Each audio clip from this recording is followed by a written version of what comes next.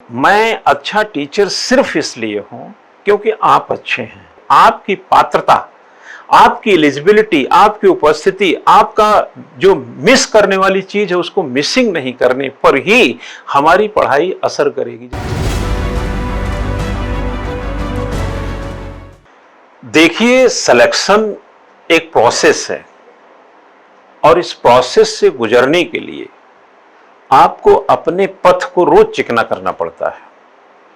अगर आप ये समझ रहे हैं कि एक शिक्षक होने के नाते, एक मेंटोर होने के नाते मैं आपको रोजाना एनर्जी भरूंगा, तो किसी दिन मेरा मन भी नहीं होगा कि मैं आपको उस एनर्जी से रोज परिचय कराऊं, क्योंकि मुझे भी तो एनर्जी की जरूरत पड़ती है।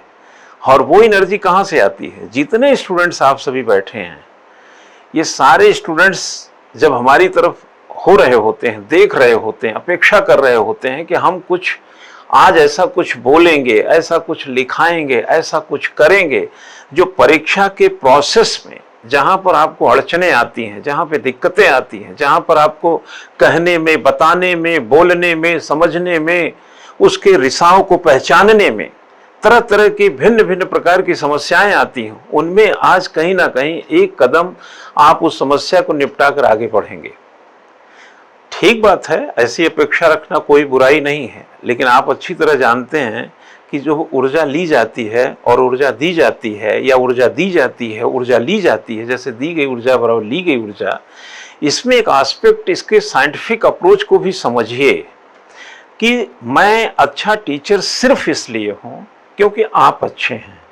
भारतीय क्रिकेट टीम इसलिए अच्छी थी क्योंकि सचिन तेंदुलकर अच्छे थे, विराट कोहली अच्छे हैं, या आगे जो खिलाड़ी आएंगे वो अच्छे। अगर अच्छे खिलाड़ी आते रहेंगे तो टीम अच्छी बनी रहेगी। अगर विद्यार्थी अच्छे संस्था में आते रहेंगे तो मैं शिक्षक अच्छा बना रहूंगा। मैं अच्छा शिक्षक इसी तर्ज पे आप समझिए कि जैसे एक बाल्टी है, कोई पीली है, कोई नीली है, कोई सफेद रंग की, कोई हरी है, उसमें पानी मिलाइए, तो मैं तो वो पानी हूं कि जिस पात्र में डालेंगे मैं उसी कलर का हो जाऊंगा। विद्यार्थी जैसा होता है मुझे वैसा होना पड़ता है। किसी को लिखने में दिक्कत है, उसको लिखना सिखाएंगे। किसी को उच्चारण की गलती कर रहा, उसको उच्चारण सिखाएंगे। कोई हेजिटेट करता है क्वेश्चन पूछने में, उसको कहीं ना कहीं मोटिवेट करेंगे कि आप बात करो मुझसे क्लास में।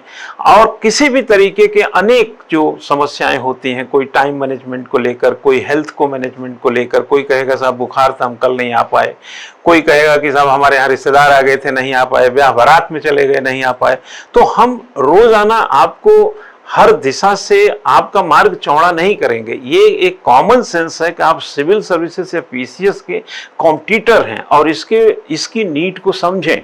और इस नीड को जब आप समझ लेंगे तो माइंड और जो लाइफ को मैनेज करना या हेल्थ को मैनेज करना आपको सीखना पड़ेगा। बुखार नहीं आने देना है, कोरोना नहीं होने देना है, किसी भी तरीके की समस्या को जो है ज्यादा से ज्यादा कोशिश करें कि उससे हम कैसे नियोजित करके निपट लें।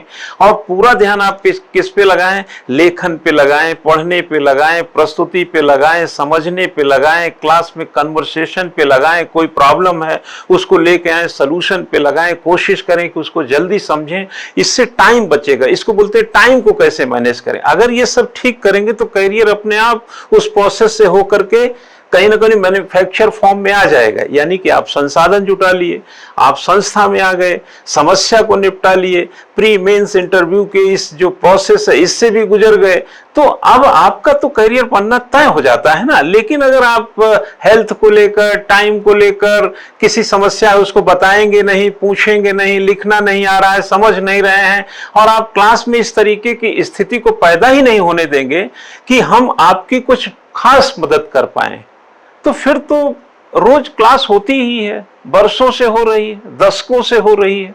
न जाने कितने विद्यार्थी हमारे सामने से आए, गुजर गए, कुछ सिलेक्ट हुए, कुछ नहीं भी सिलेक्ट हुए।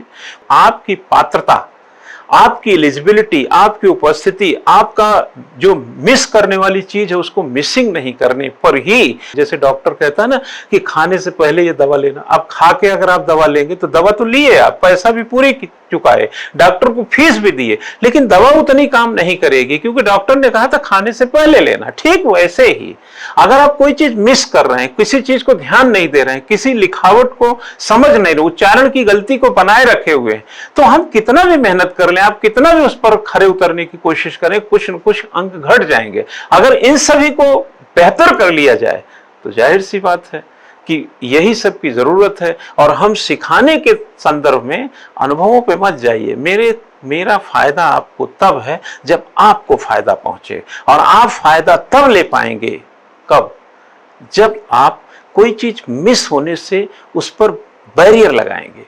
ध्यान रखिएगा, अंधेरा कितना भी हो उसमें खोजेंगे तो प्रकाश की कोई लकीर दिखेगी, अगर आप सेंट्रिक हैं, कमिटेड हैं तो। समझ रहे ना? बैरियर कितना भी हो, बैरियर कितना भी हो, अगर आप कमिटेड हैं, सेंट्रिक हैं, तो छलांग लगाने की कैपेसिटी आप विकसित कर सकते हैं, उसमें दरार बना ही देंगे आप। और दुनिया के जो जंजाल में कितने भी आपके सामने खड़े हो जाएं, लेकिन आप अगर सेंट्रिक हैं सिविल सर्विसेज ऑफ पीसीएस के, तो रास्ता निकाल ही लेंगे पढ़ने का। तो इसलिए बहानों से बाहर नहीं आती, दिक्कतों से में पड़े रहने और उसमें चिंतन मात्र से समस्याएं हल नहीं होती। चिंता मत कीजिए, चिंतन को बड़ा कीजिए, बहानों में मत फंसिए, बाहर को लाने की कोशिश कीजिए, ताकि जिंदगी में जो आप सोच करके आए हैं आप उसको हासिल कर लें, और यहां से आप भी निकलें, फिर दूसरा आएगा, फिर तीसरा आएगा। यही 20 साल से हो रहा है। और ऐसे में कंक्लूड करना, इंक्लूड करना और बात को खत्म करने के पॉइंट ऑफ व्यू से अगर बात करूं, तो सिर्फ और सिर्फ समस्याओं को नियोजन करना, परीक्षा के प्रोसेस को सही मार्ग पर समतल करते हुए आगे ले जाना, और तमाम बाधाओं को जो आपकी पढ़ाई लिखाई में आती हैं उसको पहचानना और उसको समय से निस्तारण करना, यही करते रहिए। छलांग कैरियर का लग जाता है। समझ गया ना? Thank you.